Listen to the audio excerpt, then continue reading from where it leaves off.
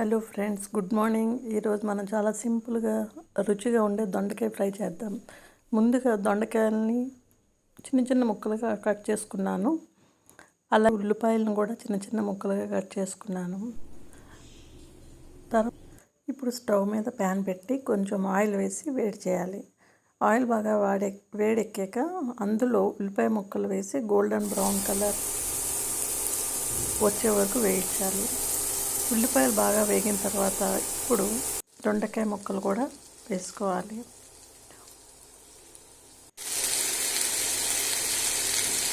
దొండకాయ బాగా ఉడికి లోపల మెత్తగా అయ్యేలా స్లో ఫ్లేమ్ మీద నెమ్మదిగా వేయించుకోవాలి. ఇంతలో మనం మసాలా పౌడర్ తయారు చేసుకుందాం. నేను ఇందులో ధనియాలు, జీలకర్ర, శనగపప్పు, మినపప్పు, కొద్దిగా ఎండు కొబ్బరి నువ్వులు తీసుకున్నాను. వీటన్నిటిని కొద్దిగా డ్రై రోస్ట్ చేసుకుని చల్లారిన తర్వాత మిక్సీలో వేసి మరీ మెత్తగా కాకుండా కొంచెం కోర్స్గా పొడి చేసుకోవాలి. ఇప్పుడు దొండకాయల ముక్కలు కూడా బాగా వేగినాయి.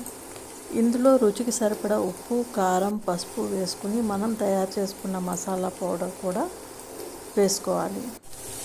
అన్నిటినీ బాగా కలిపి మరో 2-3 నిమిషాలు స్టవ్ మీద కొద్దిగా వేయించుకోవాలి. అంతే, మన రుచికరమైన దొండకాయ ఫ్రై రెడీ. వేడివేడి అన్నంలోకి పప్పుతో కలిపి తింటే చాలా బాగుంటుంది. ఈ రెసిపీ మీకు నచ్చితే లైక్ చేయండి, షేర్ చేయండి. నా ఛానల్ని సబ్స్క్రైబ్ చేయటం మర్చిపోవద్దు. Thank you for watching. మళ్ళీ కలుద్దాం మరో మంచి రెసిపీస్తో. Thank you.